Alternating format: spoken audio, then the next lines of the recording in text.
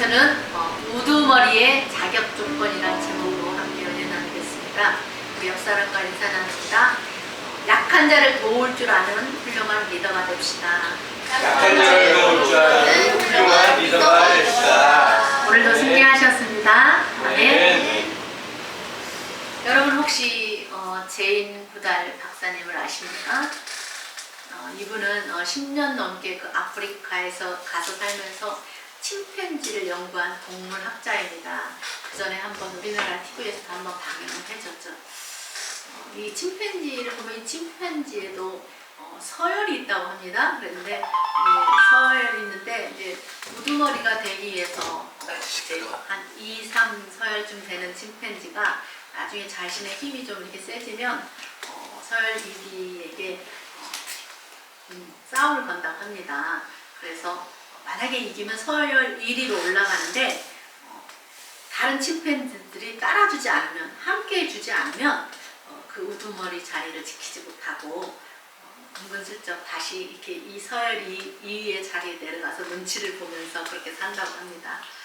그리고 이제 그 외에 다른 지역에 있는 침팬지들이 이제 자기들의 먹이가 있는 그런 이렇게 장소에 침입을 하거나 하면 이렇게 또 자기들의 서열 1위에 있는 그런 침팬지와 함께하지 않는 무리는 굉장히 난폭하게 공격을 해서 마구마구 때리고 마구 물어뜯고 막 귀도 물어뜯고 막 고환도 물어뜯고 그렇게 해서 죽여버린다고 합니다. 굉장히 무섭게 돌변을 한다고 합니다.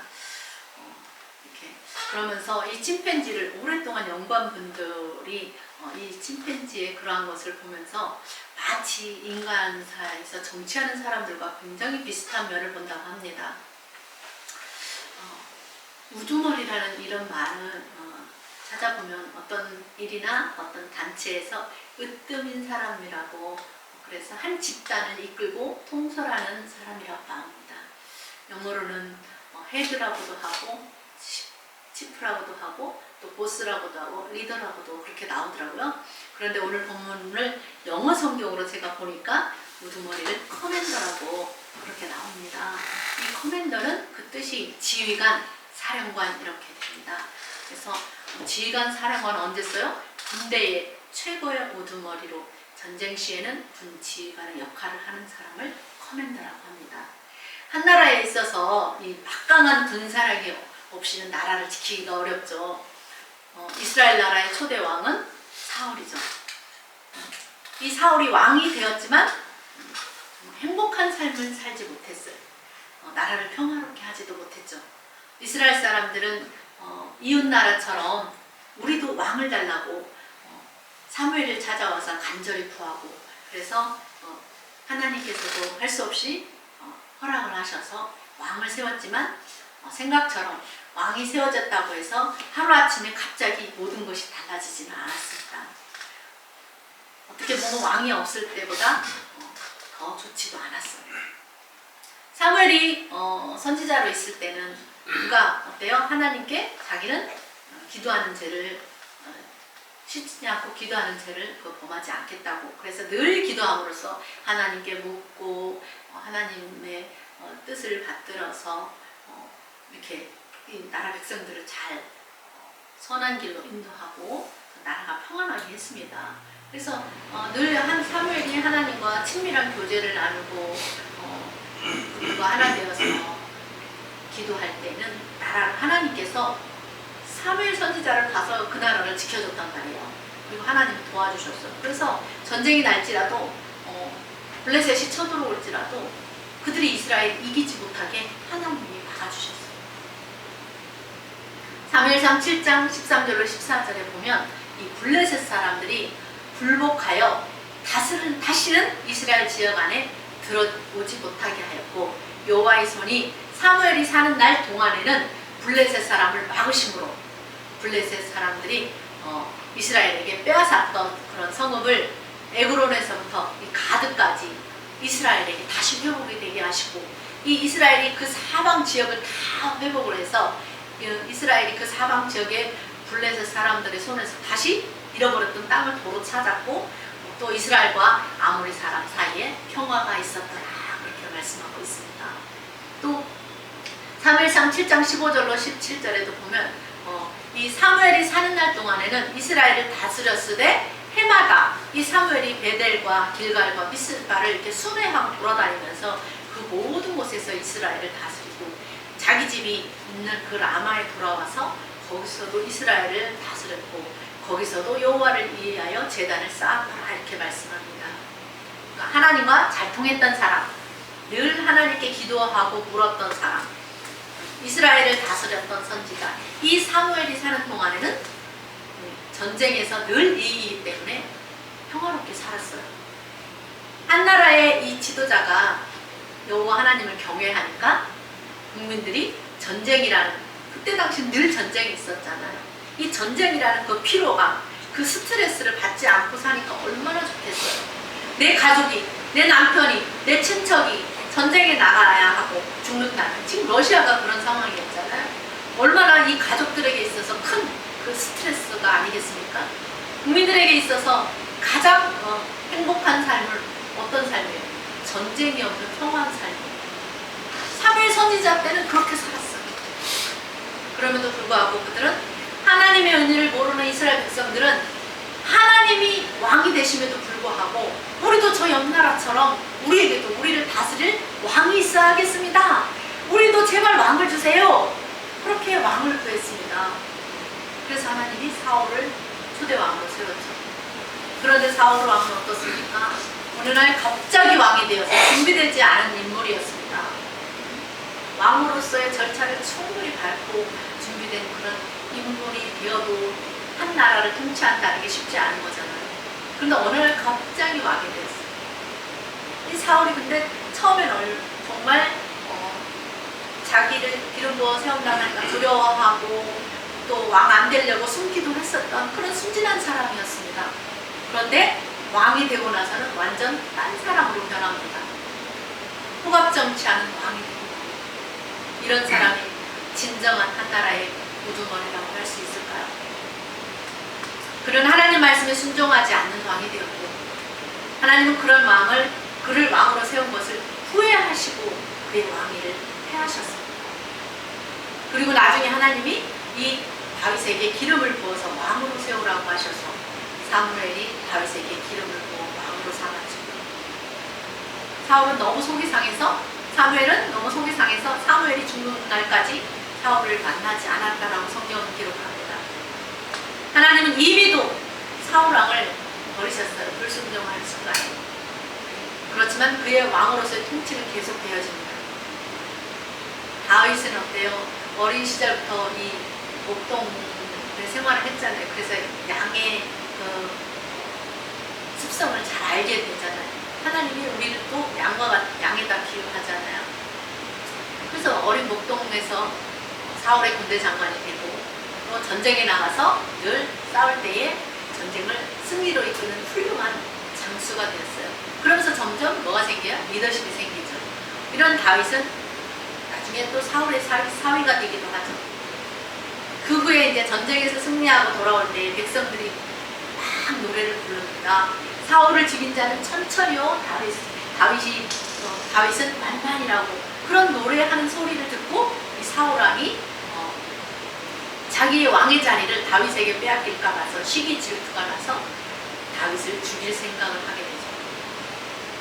그때부터 요나단을 통해서 아버지가 정말로 이 다윗을 죽이려는 생각을 갖고 있다는 것을 확인한 후에 그의 아들 요나단을 통해서 다윗을 피신시키죠. 이때부터 다윗은 도망자의 삶을 살게 되고 여기저기서 동굴에서 광야에서 피하면서 10여 년의 그런 고된 삶을 살게 됩니다. 한때는 또 가드 나라의 이웃나라 가드에 가서 숨으려고 했지만 거기도 안전하지 못해서 다시 오늘 이 아둘람 동굴로 도망을 하게 됩니다. 사울의 이런 행동은 훌륭한 우두머리로서의 모습이 아니죠. 다윗의 성품상 어때요? 다윗은 성품적으로 왕의 자리를 빼앗거나 탐낼 사람도 아닌데 또 사울의 왕자들이 있잖아요. 그런데 사울은 자신의 그 왕의 자리를 빼앗길까봐 두려워하고 전전긍긍하는 모습을 볼 수가 있죠. 사울은 그 자신의 그 잘못을 되돌아보고 하나님께 용서를 구해야 되는데 하나님께 용서를 구하기보다는 자신의 그 힘과 권력을 이용해서 다윗을 찾아 죽이는 데만 혈안이 되어서 나라를 제대로 살펴보지 못하니까 자꾸 그때 당시에 내 주변 나라들이 침략을 당하게 됩니다. 나라를 가장 안전하게 해야 할 왕의 마음이 딴 데가 있으니까 나라가 위태롭게 된 것이죠. 그러면 백성들은 어떨까요? 백성들은 원성이 생기게 마련이고 또 불만이 자꾸 쏟아져 나오게 마련입니다. 그러는 중에 다윗의 가족들은 다윗이 어려움에 처한 것을 보고 그냥 보고만 있지 않고 다윗의 가족들과 친척들이 이 아둘람 굴에 숨어 있다는 것을 알고 온 가족과 친척들이 다 찾아왔습니다. 사울을 찾는 그런 사람들이 가족들이 사는 그 다윗의 가족들이 사는 집에 얼마나 자주 찾아와서 괴롭혔겠어요. 혹시나 다윗이 중간중간에 찾아오지는 않나.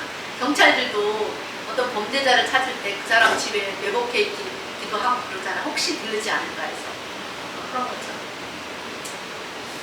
그런 여러 가지 어려움들도 있었지만 그럼에도 불구하고 가족들이 한마음이 되어서 아들만 굴로 찾아오죠. 정말 다윗이 인생을 잘못 살았다면 다윗 하나쯤 우리 가문에서 없어도 되겠지. 신경 끄고 살았을지도 몰라요. 그런데 다윗을 다 가족들이 친척들이 다 찾아왔다는 것을 보면 다윗이 어떻게 살았는지 알 수 있고 또 다윗의 가족들이 사랑이 굉장히 돈독했다는 것도 알 수가 있습니다. 그러면 우리는 오늘 누가 진정한 우두머리일까요? 우리는 이 오늘 본문을 통해서 우두머리가 되려면 어떤 자격을 갖춰야 될지 한번 말씀을 살펴보겠습니다. 아까도 말씀드렸던 것처럼 우두머리는 영어로 커맨더. 이 커맨더는 사령관, 지휘관을 뜻하죠. 그러니까 이 다윗을 찾아온 이 400명의 사람들이 있었는데 이 사람들이 다윗을 자기들의 우두머리, 사령관으로 삼은 거죠. 이 다윗이 전쟁에 나가면 거의 백전백승할 정도로 전쟁을 잘하는 사람이라는 것은 온 나라에 이미 소문으로 파닥이 퍼져서 너무나 잘 아는 사실이잖아요.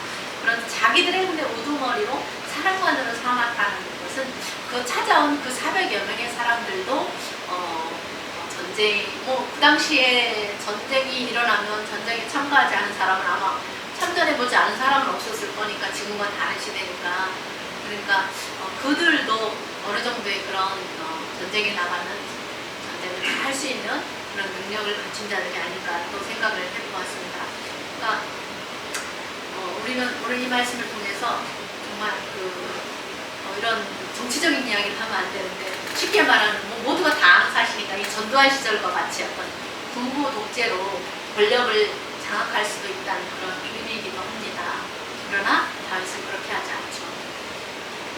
진짜 우두머리가 되는 사람의 자격 조건은 첫 번째로 환난당한 모든 자를 끌어안을 줄 아는 자라야 됩니다. 2절에 보세요. 환난당한 모든 자가 모든 자와 그래요. 환난당한 사람을 끌어안을 줄 아는 사람, 이런 사람이 진정한 커맨더, 우두머리가 될 수 있다. 그런 사람들이 다윗을 찾아왔다. 그럼 그들은 왜 환난을 당했을까? 영어 성경을 이 2절을 영어 성경을 보면은 뭐라고 되어 있냐면 이 환난 당한 자가 영어로 디스트레스라고 써 있습니다. 이 디스트레스라는 말은 정신적으로 고통을 받거나 괴로움을 받는 또 경제적으로 재정적으로 고통을 받는 사람들을 환난 당한 자라고. 그러니까 이 다윗을 찾아온 이 환난 당한 자들, 이 디스트레스를 받는 자들은 그 당시 사회적으로 억지로 강요시켜서 고통을 받고 괴로움을 받는 그런 사람들, 경제적으로 고통을 받는 그런 사람이었다는 것을 알 수가 있습니다. 이런 사람들이 다윗을 찾아와서 자기들의 우두머리로 삼은 거죠.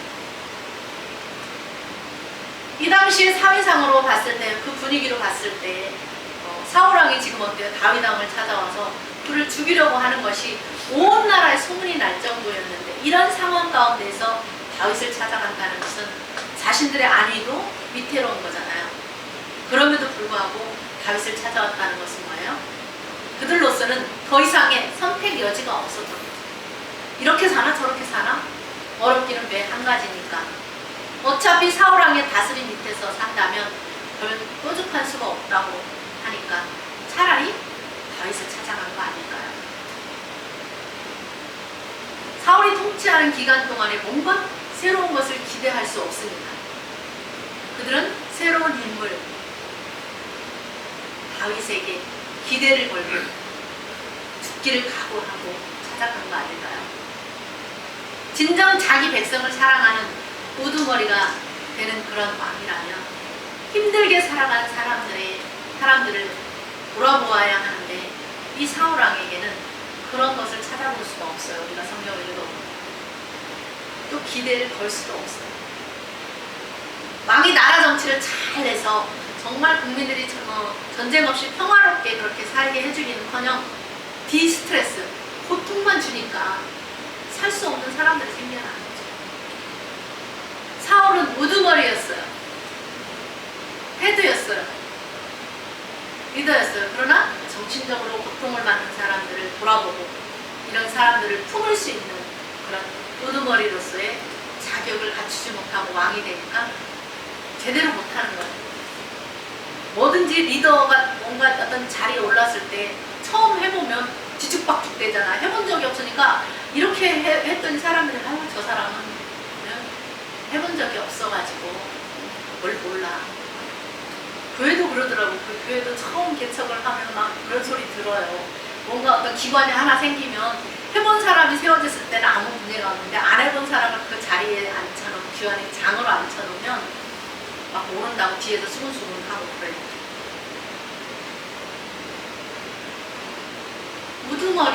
우두머리라면 정신적으로 고통을 받는 사람들을 돌아보고 이런 사람들을 품을 수 있는 그 우두머리로서의 자격을 갖춰야 되는데 자격을 갖추지 못하니까 사람들이 계속 불만이 쌓이게 되고 그런 사람들이 견디다 못해 다윗을 찾아오고 진정한 우두머리라면 고통받는 사람이 없도록 살피고 그들을 도울 수 있는 어떤 정책을 펴서 불편이 없도록 그들의 신경을 잠재울 때에 잘하는 그런 우두머리가 되는 거죠. 두 번째로 우두머리의 자격 조건은 오늘 2절 말씀 보니까 네트라고 됐어요. 네트, 영어로. 빚진 자들을 끌어안을 수 있는 자리에 잡아야 돼요. 2절에 보면 모든 빚진 자가 다윗에게 찾아왔다 말씀합니다. 당시에 많은 사람들이 갚을 수 없을 만큼의 그런 많은 빚진 사람들이 다윗을 찾아왔는데 이런 사람들까지도 끌어안을 수 있는 그런 마음을 가진 사람이라야 우두머리의 역할을 할 수 있다는 거죠. 이 데트는 빚이라는 그런 뜻이죠. 부채라는 뜻이잖아요. 우리는 이것을 통해서 이 빚진 자들은 사울왕이 통치하는 당시에 어떤 부당한 세금 정책이라든가 어떤 체제의 강압적인 어떤 그런 고리 등으로 인해서 주로 경제적으로 억눌리고 고통을 당하는 그런 사람들이 있었다는 것을 알 수가 있죠. 지금도 빚진 자들이 어때요? 지금도 많지만 그때 당시에도 이런 서민들이 있었다는 거죠. 그런 사람들이 있었다는 것은 사울왕 당시의 상황을 잘 알 수 있게 해줍니다. 우리는 이것을 통해서 지금도 빚 때문에 고통받는 자가 없도록 정치를 잘 해야 하는 일이 우두머리가 해야 되는 일이죠. 국민들이 제일 분노를 느낄 때가 언제예요? 경제적으로 억눌리고 흔들리고 쪼들릴 때잖아요. 다른 건 둘째치고. 지금도 어때요? 영끌에서 집 샀다가 힘들게 사람들이 많습니다. 언제나 어려울 때는 서민들이 살기가 힘들죠. 그럼에도 불구하고 여기에 관심을 두지 않고 사울은 자기의 정적주의에 정신이 빼앗겨서 이런 사람들을 돌아볼 여력이 없어요. 사람들은 그런 사울왕을 신뢰하지 않게 됩니다. 그러므로 우두머리 되는 사람은 사람들이 빚지지 않는, 고통을 받지 않는 그런 정책을 잘 펴서 서민들이 점점 힘들어지지 않도록 해야 마땅합니다. 세 번째로 우두머리의 자격 조건은 마음이 원통한 사람을 이렇게 끌어안을 수 있는 사람이라야 됩니다. 이 마음이 원통한 자는 영어로 보니까 discontent이라고 있어요. discontent 이렇게 제가 발음을 들어보니까 자신의 상황이나 환경에 불만족한 사람, 불만스러워하다라는 그런 뜻을 가지고 있습니다. 뭐 예를 들어서 노동자들이 낮은 임금 때문에 불만을 품기도 하고 막 그런 경우가 있죠. 또 어떤 경우에 어떠한 결정에 대해서 만족하지 않을 때 불만족하게 되죠. 눈살을 찌푸리게 만드는 그런 주변 사람들 때문에 불만족한 사람들이 이 다윗을 찾아왔음을 알 수 있고, 그런 그들은 다윗을 자신들의 우두머리, 지휘관으로 삼았던 것입니다. 여러분, 세월호 참사나 이태원 참사 같은 그런 일로 사람들이 참 힘들어하다가 맨날 힘들다고 막 뉴스에 나오잖아요. 근데 그 사람들이 위로받지 못하면 마음이 점점 원통해지는 거죠. 우두머리라면 저들을 찾아가서 당연히 위로하는 것이 마땅합니다. 서민들의 고통에 귀를 기울이지 않는 사람은 우두머리 자격에 부적합합니다. 무려 400여 명이나 되는 그런 사람들이 수소문해서 다윗이 어디 있는가, 지금 현재 어디 있는가, 어디 숨어 있는가 알아보고 찾아보고 하다 다윗이 오늘 아둘람 굴에 있다는 것을 알고 찾아갔다는 것은 다윗이라면, 사울은 우리의 마음은 안중에도 없는데 이 다윗이라면 우리의 고통을 들어줄 수 있는 그런 사람이라고 생각했기 때문 아닐까요? 그런데 사울에게는 다윗과 같은 그런 우두머리로서의 자격 조건이 없었어요. 어떤 침팬지가 힘이 세다고 힘으로 싸워서 서열 1위 자리에 올랐는데 다른 침팬지들이 그러면 따라줄 줄 알았는데 아무도 안 따르더라고요. 아무도 다른 침팬지들이 자기와 함께하지 않았다는 거죠. 그때 그 침팬지는 그들의 우두머리가 되지 못하고 쫓겨났습니다. 우리는 사울왕이 우두머리지만 이 침팬지처럼 왕이지만 아무것도 할 수 없는 그런 왕이었다는 것을 사무엘상 22장 8절을 통해서 알 수가 있습니다. 22장 8절에 보면 이렇게 사울이 그래요. 자기가 너희가 다 공모해서 나를 대적하며 내 아들이 이새의 아들과 맹약을 하였다. 이 요나단이 이새의 아들과 맹약을 하였으되 내게 고발하는 자가 하나도 없고 나를 위해서 슬퍼하거나 내 아들의 신하를 선동하여, 이 다윗을 선동하여 오늘이라도 매복했다가 나를 치려하는 것을 내게 알리는 자가 하나도 없도다라고 말하는 것을 통해서 알 수가 있어요. 우두머리기는 한데 그를 따르는 자가 그냥 무서워서, 군사력은 움직일 수 있으니까 그냥 무서워서 따르는 거죠. 사울은 우두머리지만 그의 편에서 그를 돕는 자들이라고는 군사력을 동원해서 다윗 왕을 찾는 일뿐이었고, 누군가는 그것마저도 다윗이 피할 수 있도록 해 주었을 것이라는 추론을 해볼 수가 있어요. 왜? 하나님이 찾지 못하도록 다윗을 항상 피할 수 있게 해주시고 하나님이 지켜주셨다고 하잖아요. 그러니까 누군가의 항상 일을 할 때는 사람을 통해서 하나님이 일을 하시잖아요. 그러니까 누군가가 도와주는 언지를 주는 그런 사람들이 있었다는 걸 알 수가 있어요. 그래서 사울은 지금 정치를 하기보다는 정적 죽이기에 혈안이 되니까 사람들이 점점 싫어져서 그의 곁에 남아있지 않게 되는 거죠. 결국 자기 스스로를 고립시키고 자기를 힘들게 하는 것은 누구예요? 자기 자신인 거죠. 여러분, 적을 만들면 안 됩니다. 정말 다윗은 사울에게 아무 짓도 안 했는데 이유 없이 애매하게 고난을 당해야만 했습니다. 그런 그를 아무도 따르지 않을 것 같았지만 다윗과 같이 무고하게 고통받는 자들은 다윗의 심정을 이해할 수 있었던 거죠. 여러분의 주위에 이런 사람들이 있습니까? 아니면 힘과 권력을 가진 사람들이 있습니까?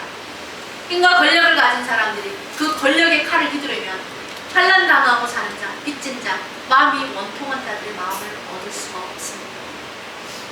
누구나 우두머리의 역할을 하기는 쉽지만 다윗과 같이 환난당한 모든 자와 빚진 모든 자, 마음이 원통한 자들의 우두머리는 되기가 쉽지 않는 일이에요. 누가 진정한 우두머리일까요? 다윗입니까? 사울입니까? 이 당시는 정치적으로 매우 혼란한 시기였습니다.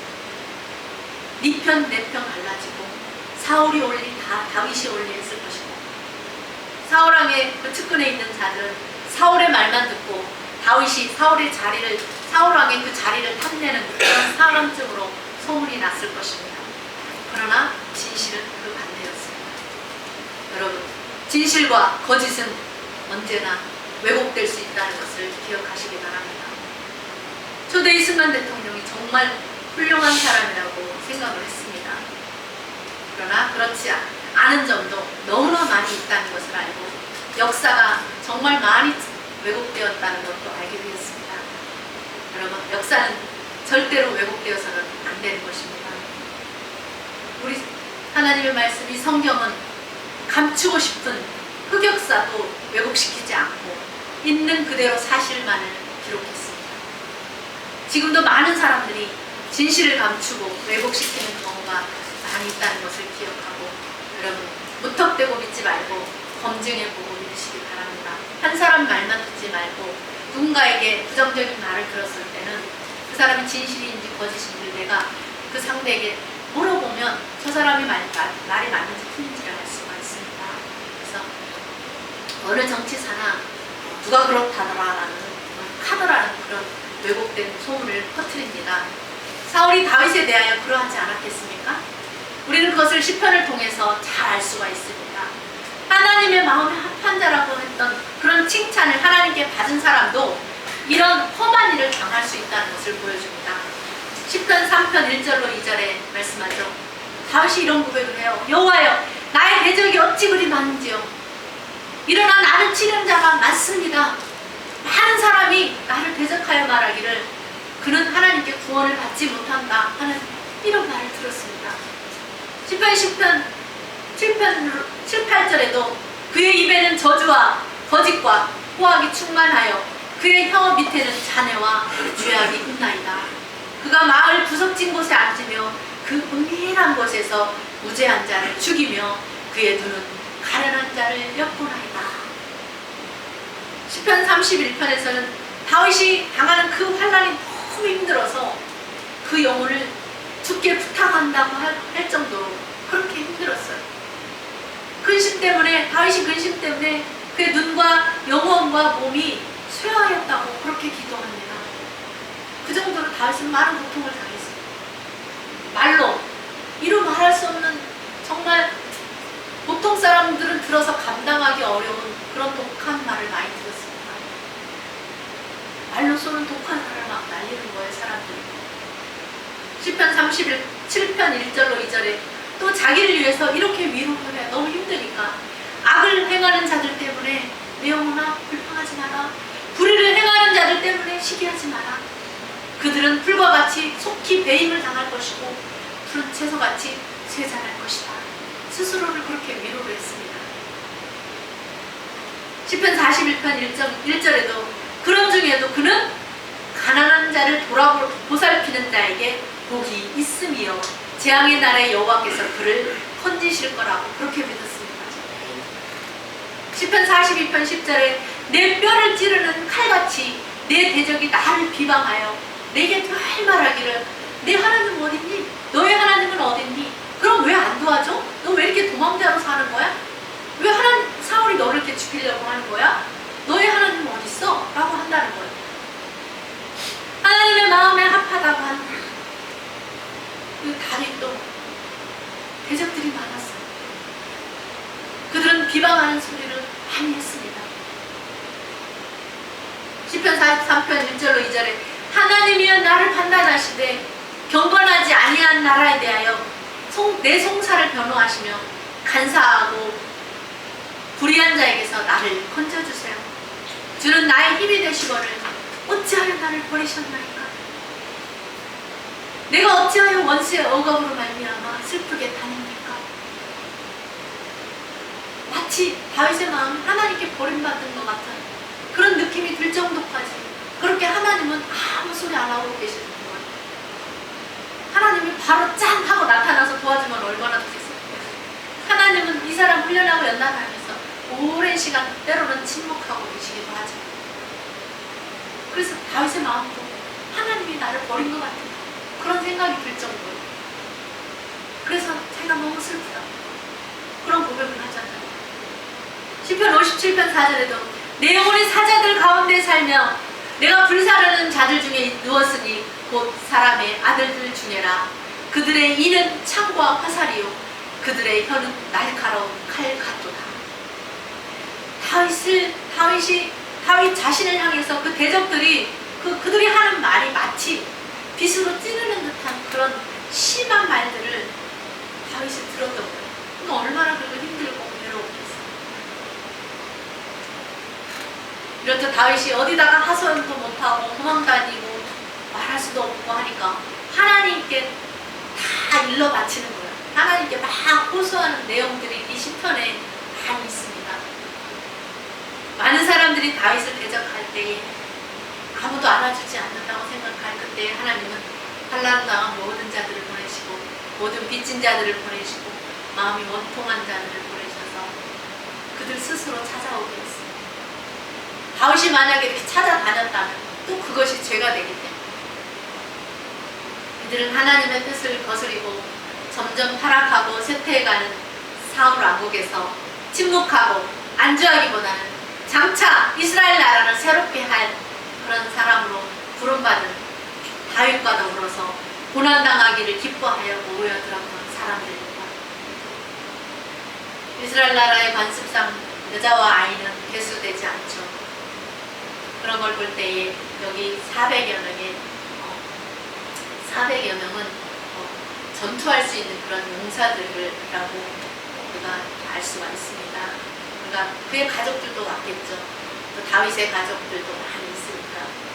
그러니까 다윗은 그들을 찾아옴으로 인해서 위로를 받고 힘과 용기를 얻을 수가 있죠. 그런 400명 가량의 사람들이 다윗을 돕기 위해서 죽을 각오로 무장된 그런 군인과 같은 그들이 다윗을 우두머리로 그들의 사령관으로 삼았던 것입니다. 이 다음에 다윗이 사울을 이어서 왕이 될 수 있었던 것은 이 400명의 사람들이 공이 굉장히 크게 되죠. 나중에.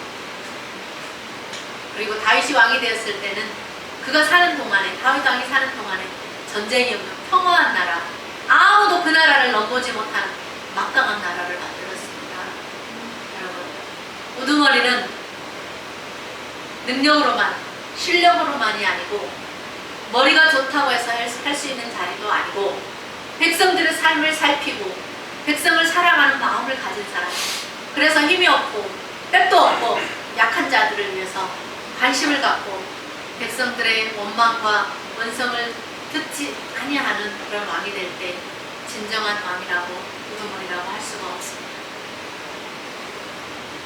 사람은 내 마음을 알아주는 그런 사람이 있으면 그 사람은 어때요?